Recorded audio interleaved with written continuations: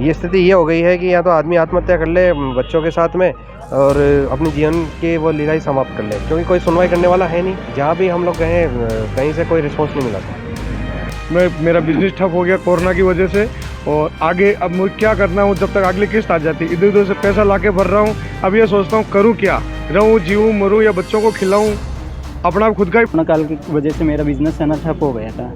मैं 2012 से बिज़नेस कर रहा था वैसे, और फिर कोरोना काल के बाद में मतलब किस्तें बंद हो गई। फिर बैंक ने क्या किया, मेरी मजबूरी का फ़ायदा उठाया था। हर 2 महीने बाद में 90 EMI। नमस्कार, मैं जितेंद्र, जनता की आवाज़ में आपका हार्दिक स्वागत करता हूं। आज हम आए अजमेर।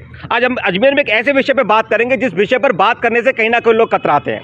वो विषय है कर्ज। दोस्तों, लॉकडाउन के बाद कहीं ना कहीं बहुत से परिवार ऐसे जिनकी आर्थिक स्थिति अभी भी नहीं सुधरी है, वो कहीं ना कहीं कर्ज के जंजाल से नहीं निकल पाए हैं। ऐसी स्थिति में पारिवारिक हालात हैं कि वो कितनी कोशिश कर रहे हैं, उनका कर्जों से छुटकारा नहीं मिल पा रहा। बैंक परेशान कर रहा है। बैंक को कर्ज चुकाने के लिए कहीं ना कहीं बगल के साहूकार से पैसा ले लिया, अब वो परेशान कर रहा है। पैसा ब्याज पे ब्याज बढ़ती चली जा रही है, कर्ज पे कर्ज बढ़ता चला जा रहा है। जो पैसा आता है वो कहीं ना कहीं पुराने कर्ज को चुकाने में चला जाता है। जो लोग व्यापार कर रहे हैं, अगर वो व्यापार के लिए पैसा कहाँ से लाएं? सरकार की तरफ से, प्रशासन की तरफ से इनको कोई हेल्प नहीं है। बैंक इनको अलग परेशान कर रहा है और कहीं ना कहीं साहूकार अलग परेशान कर रहे हैं। कोई गाली गलौज करता है, कोई बैंक की धमकी देता है, कोई पुलिस की धमकी देता है। सभी लोग परेशान हैं। अड़ोस पड़ोस में कहीं ना कहीं उनकी खिल्ली उड़ रही है, मजाक उड़ रहा है। सब सिस्टम से वो लोग परेशान हैं। आज ऐसे लोगों से हम लोग बातचीत करेंगे, उनकी व्यथा सुनेंगे और क्या समाधान है इसके लिए हम लोग उनसे बात करेंगे। जी, आपका नाम बताएं। जी, मेरा नाम विकास कुमार है, मैं किशनगढ़ से हूँ। विकास जी, क्या समस्या है? मतलब लॉकडाउन के बाद से क्या समस्या आई आपके सामने, वो विस्तार से बताइए। लॉकडाउन के बाद से सारे व्यापार ठप हो गए और व्यापार में इतना उठाव नहीं है। अब बैंक की किस्तें कंटिन्यू चल रही है और उसके बाद से बैंक की किस्तें हम लोग चुकाने में असमर्थ हो गए हैं और बैंक की तरफ से कोई सपोर्ट नहीं है। उन्होंने मोरेटोरियम भी दिया है तो उन्होंने इंटरेस्ट पे इंटरेस्ट लगा के उनको प्रिंसिपल में ऐड कर दिया है। उसके बाद से किस्तें और बढ़ गई है। बैंक की तरफ से कोई रियायत नहीं है, ना गवर्नमेंट की तरफ से कोई रियायत है। जबकि इन्होंने लॉकडाउन लगाना था इनको, तो सबसे पहले इनको सब कस्टमर के अकाउंट में ऑलरेडी 10-5 लाख रुपए डालने चाहिए थे, तब आप आराम से लॉकडाउन लगाते ताकि हम अपने व्यापार को भी सुचारू रूप से चलाते। अब इन्होंने बैंक का ब्याज भी बराबर चालू रखा और आदमी की इनकम भी बराबर बंद हो गई। व्यापार जब बंद रहेगा, आदमी घर पे बैठा रहेगा तो कहाँ से इनकम लाएगा, कहाँ से अपना खर्च चलाएगा, कहाँ से अपने बच्चों का पेट भरेगा? सबसे बड़ी तकलीफ यही है। उसके बाद से हर आदमी की कमर टूट गई है एक तरह से कि अब बिना पैसे आदमी करे क्या। और इसके बाद से बैंकों ने कभी कोई सपोर्ट नहीं किया, कभी भी कोई मदद करने की कोशिश नहीं की, ना कभी इन्होंने रीफाइनेंस किया। सीधी सी बात, इन्होंने एक ही चीज़ बोला कि हम इसमें आपकी कोई मदद नहीं कर सकते, ये सब गवर्नमेंट की पॉलिसी है और न इसमें आपके सिविल वगैरह। अब सिविल ख़राब होना भी लाजमी है। जब आदमी किस्त नहीं चुका पाएगा तो फिर उनको फाइनेंस कहाँ से मिलेगा? अब आदमी जाए तो जाएगा, अब आदमी किससे गुहार लगाए, कौन हमारी सुनेगा? सबसे बड़ी तकलीफ ये है। अब बताएं इसमें अब कहाँ जाए? मतलब ये स्थिति ये हो गई है कि या तो आदमी आत्महत्या कर ले बच्चों के साथ में और अपने जीवन के वो लीला ही समाप्त कर ले, क्योंकि कोई सुनवाई करने वाला है नहीं। जहाँ भी हम लोग गए कहीं से कोई रिस्पॉन्स नहीं मिला सर। बताएं सर। एक बहुत बड़ा सवाल है कि 90 डेज, ये काला कानून, यानी कि 90 दिन के बाद कहीं ना कहीं अकाउंट को एनपीए कर दिया जाएगा।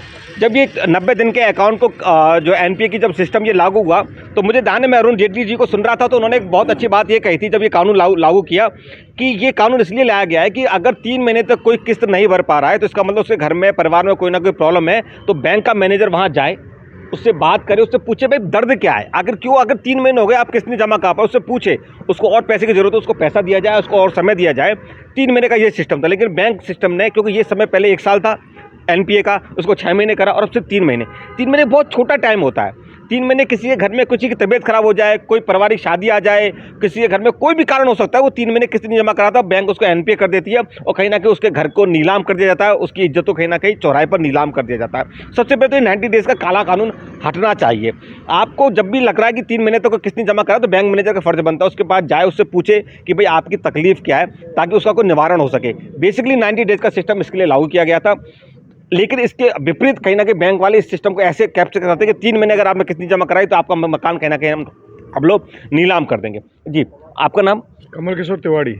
कमल जी, आपकी क्या समस्या है और क्या कहना चाहते हैं आप? सर, मैंने 2018 के अंदर लोन लिया था LIC से जी, और उस लोन को चुकाने के लिए मैंने दूसरा कर्जे से कर्जा लेता गया, अभी तक नहीं चुक पा रहा हूँ। मेरा बिजनेस ठप हो गया कोरोना की वजह से, और आगे अब मुझे क्या करना है जब तक अगली किस्त आ जाती, इधर उधर से पैसा ला के भर रहा हूँ। अब ये सोचता हूँ करूँ क्या, रहूँ जीऊँ मरूँ या बच्चों को खिलाऊँ, अपना खुद का ही पता नहीं क्या करूं, सोचता सोचता कभी टेंशन होती है यार, ये कर लें ये कर लें ये कर लें, आगे बढ़ ही नहीं पा रहे हैं, क्या करें।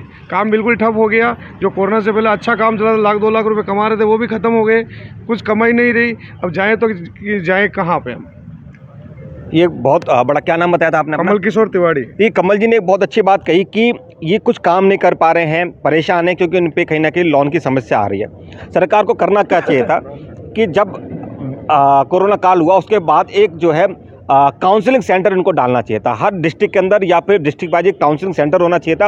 और जितने भी लोगों ने लोन ले रखा उनकी काउंसलिंग होनी चाहिए थी। हर एक की अपनी अपनी दवा, किसी के सिर में दर्द होता है, किसी के पैर में दर्द होता है, किसी के हाथ में दर्द होता है। कुछ लोग रिकवर करके, कुछ लोग रिकवर नहीं करें। जो लोग रिकवर करके वो अपने कहीं ना कहीं नॉर्मल जीवन जी रहे हैं, लेकिन ये सभी लोग ऐसे लोग हैं और इनकी संख्या हर डिस्ट्रिक्ट के अंदर हजारों की संख्या में है जो रिकवर नहीं कर पाए। सरकार ने उस पर ध्यान नहीं दिया। अगर सरकार काउंसलिंग कराती, बैंकिंग स्तर पर काउंसलिंग कराती, पूछती कि आप क्या धंधा करते थे, क्या वो धंधा चल पाया नहीं चल पाया। कोई कई ऐसी इंडस्ट्री थी जो कहीं ना कहीं बिल्कुल खप गई। क्योंकि आप उस समय के अखबार उठा के देखिए, उस समय के अखबार क्या कहते हैं? उस समय के अखबार कहते हैं कि देश 20 साल पीछे चला गया, इकोनॉमिक 20 साल पीछे चली गई। कई ऐसे धंधे थे जो बिल्कुल ठप हो गए, उनको स्टार्ट करने के लिए दोबारा से पैसा चाहिए था, उतनी ही पावर चाहिए थी, उतना ही पैसा दोबारा से चाहिए था। कुछ लोग ऐसे थे जिन्होंने कहीं ना कहीं कोरोना काल से साल भर पहले, किसी ने 1.5 साल पहले अपना धंधा जमाया था, उसका धंधा बिखर गया, वो खत्म हो गया। तो उसको कहीं ना कहीं पूछने की आवश्यकता थी। सरकार को चाहिए था कि वहाँ पे उन लोगों से पूछताछ होती, उनसे पूछते उनका दर्द क्या है और उसके हिसाब से उसको इलाज पाते। जैसे कहीं ना कि अमेरिका के अंदर एक सिस्टम डेवलप करा गया कि उन लोगों के लिए वहाँ पर एक काउंसलिंग सेंटर बनाए गए और काउंसलिंग के हिसाब से उनको जो उनकी प्रॉब्लम थी, उनको लगा कि अच्छा आपको 10 करोड़ रुपया चाहिए, आपको 50 लाख चाहिए, आपको 2 लाख रुपये और चाहिए, तो उनको और पैसा दिया गया उस जरूरत के हिसाब से। लेकिन हमारे यहाँ का सिस्टम हुआ, हमारे यहाँ पे पेट्रोल पंप वाले उनको जबरदस्ती पैसा दे दिया गया, है ना। ऐसे सिस्टम्स को पैसा दे दिया गया जिनको पैसे की जरूरत ही नहीं थी। बैंक मैनेजर्स ने अपने ऊपर से कहीं ना कहीं हमारे ऊपर आफत ना जाए इसके लिए ऐसे सिस्टम को पैसा दे दिया। ये कहीं ना कहीं करप्ट जो सिस्टम है उसकी तो है ही, कहीं ना कहीं सरकार की अनदेखी भी है। सरकार भी इससे अपनी जो है ना आंखों को चुरा नहीं सकती, इसकी जिम्मेदारी सरकार पर भी आती है, ठीक है जी। आपका नाम?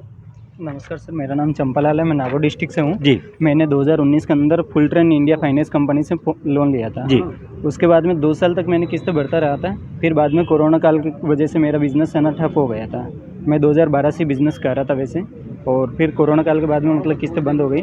फिर बैंक ने क्या किया, मेरी मजबूरी का फ़ायदा उठाया था। हर 2 महीने बाद में 90 EMI बढ़ाना, 30,000 रुपये की EMI है, अब 90 EMI 2 महीने बाद में बढ़ा रहा है, तो मतलब 30,000 की EMI है तो 27 लाख रुपए 2 महीने बाद बढ़ाना, ऐसा सिस्टम तो होता नहीं है बैंक। अच्छा, आपको पहले कितनी की EMI थी आपकी लोन से पहले, मतलब कोरोना काल से पहले कितनी EMI थी? 180 EMI थी। अब कितनी EMI कर दी? 310 EMI कर दी। 310 EMI कर दी। 310 EMI कर दी। अच्छा, आपने कितने महीने की किस्त नहीं भरी थी? मैंने मतलब जैसे 2 महीने के बाद किस्त नहीं भरी थी, 2 महीने के बाद में मैंने इन्फॉर्म कर दी थी बैंक को, भाई मेरी स्थिति ये है, मेरा बिजनेस बंद हो गया है। फिर भी मेरी कोई सुनवाई नहीं की थी वहाँ पे। अब बैंक वाले मतलब परेशान कर रहे हैं, बहुत ज़्यादा परेशान कर रहे हैं, इंटरेस्ट पे इंटरेस्ट लगाते रहते हैं और EMI भी बढ़ाते रहते हैं। मेन दिक्कत ये आ रही है और परेशान भी कर रहे हैं मेरे को इसी वजह से। आप तानाशाही का आइडिया देखिए, ये देखिए तानाशाही किस तरह से चल रही है कि लोग जो है ना परेशान कर रहे हैं। मतलब बैंक सिस्टम ऐसा परेशान कर रहा है कि उनकी 180 किस्तें थी जिसको बढ़ाकर 310 कर दिया। 3 से 4 महीने की इन्होंने किस्तें नहीं भरी होंगी बैंक की, वो मोरेटोरियम का इतना फायदा उठा कि 180 किस्तों की 310 किस्तें कहीं ना कहीं कर दी जाती है। ये कहीं ना कहीं शर्म की बात है। सरकार जी 30,000 की EMI है पर EMI। आप देखिए 30,000 की एक EMI है और 180 से 310 EMI कर दी जाती है, यानी कहीं ना कहीं 100, 110, 120 EMI आप लोग आपकी बढ़ा दी। 130 EMI जो है ना बढ़ा। अगर 3 से 4 महीने एक बंदा किस्त नहीं देता है तो उसकी 130 EMI बढ़ा देती है। ये कहना कि एक समझने की बात है। अगर सरकार इस सिस्टम को नहीं समझ पाती, इसका मतलब वो निरंकुश है, इसकी जानकारी में नहीं, वो चाहती नहीं है, वो सिर्फ अपनी मदमस्त है, वो कहीं ना कहीं किसी नशे में चूर है। और मैं यहाँ पे किसी पार्टी की बात नहीं कर रहा हूँ, सारी की सारी पार्टियों की बात कर रहा हूँ, क्योंकि कहीं ना कहीं विपक्ष ने भी इस मुद्दे को कहीं नहीं लिया है। ऐसे लोगों तक कोई विपक्ष भी नहीं पहुँचा उनकी बात सुनने के लिए। जी, और आप अपनी बात रखना चाहेंगे? जी बताइए, आपका नाम? देवीलाल सेन है जी। मसूदा लालावास अजमेर से हूँ। जी सर, मैंने 2016 में लोन लिया था 4 लाख का, अब उसका 12 लाख रुपए बना दिए, कम से कम 3.5 लाख रुपए भर दिए मैंने।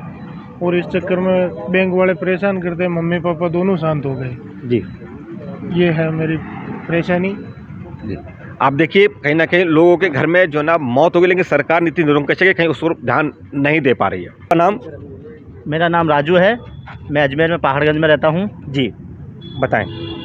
सर, आज जो अजमेर शहर में पटेल मैदान पे कर्ज मुक्ति को लेकर जो लोग आए हैं, और अजमेर के बहुत सारे लोग इसमें आए हैं और अपनी अपनी परेशानी जो बताए हैं, और संस्था के जो लोग आए हैं उन्होंने, वकील साहब भी आए हैं जो हाई कोर्ट के वकील साहब हैं, कि कुछ मतलब लोगों को ना एक राह हाथ दिख रही है कि कर्ज से कहीं ना कहीं हमें कहीं ना कहीं मुक्ति मिल सकती है। तो उसमें मैं भी एक शामिल हुआ हूँ और अपनी अपनी सभी लोगों ने बातें रखी हैं, क्योंकि सरकार तो सुनती नहीं है, सरकार गूंगी और बहरी है। तो हम लोग ही एक दूसरे की मदद करते हुए कर्ज मुक्ति के लिए बैंकों से अपना लड़ झगड़ कर और साहूकारों से लड़ झगड़ कर अपने कर्जे से बाहर निकलने का एक तरीका निकालने की कोशिश कर रहे हैं। जी बिल्कुल। देखिए, आज जो है राष्ट्रीय मध्यम वर्ग अधिकार संघ आरमास इंडिया की तरफ से जयपुर के अंदर एक छोटी सी गेट टुगेदर रखा, जिससे कि जो लोग कहीं ना कहीं पीड़ित है वो इकट्ठे हो सकें, और हाई कोर्ट के वकील इंद्रजीत जी कथुरिया जी भी आए। तो एक बात, जो सबसे बड़ी बात मैं आप लोगों को जो ना यहाँ पे कहना चाहूँगा कि ना तो कोई ऐसा कदम उठाए, ना तो कोई आत्महत्या का कदम उठाए, ना मैं कहूँगा कि कर्ज लेकर कर्ज को चुकाएं, क्योंकि कहीं ना कहीं ये गलत सिस्टम है। सबसे पहले उस सिस्टम को समझने की जरूरत है। सरकार आपको या बैंकिंग सिस्टम से अगर अपन टेक्निकली लड़ाई लड़ेंगे तो निश्चित रूप से हमको फ़ायदा मिलेगा। मैं आप सबको एक ही संदेश में देना चाहूँगा कि जी आप बताइए सर। इसमें मैं सभी पूरे, क्योंकि हम अभी राजस्थान की बात करते हैं, वैसे तो पूरा भारत में ही ये लोग परेशान हैं।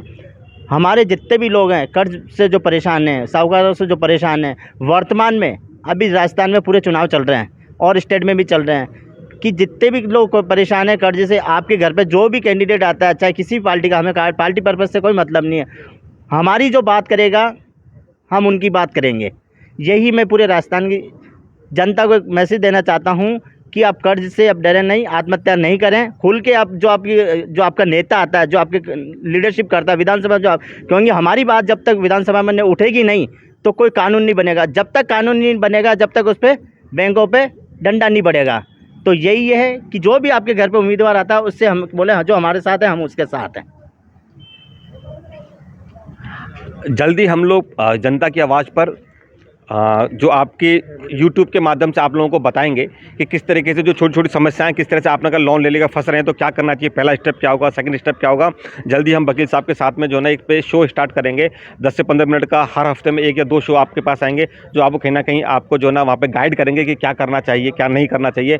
सेकेंडरी आपको संविधान को समझाने की कोशिश करेंगे। इसके माध्यम से आप में से कोई भी व्यक्ति अगर पीड़ित है, जो कहीं ना कहीं कर्ज ले रखा है, हो सकता है आप नहीं चुका पा रहे। देखिए, ये तो तय है कि अगर कर्ज लिया है तो चुकाना चाहिए, लेकिन अगर किसी के सामने ऐसी परिस्थिति आ जाती है कि वो नहीं चुका रहा है तो घबराने की कोई आवश्यकता नहीं है।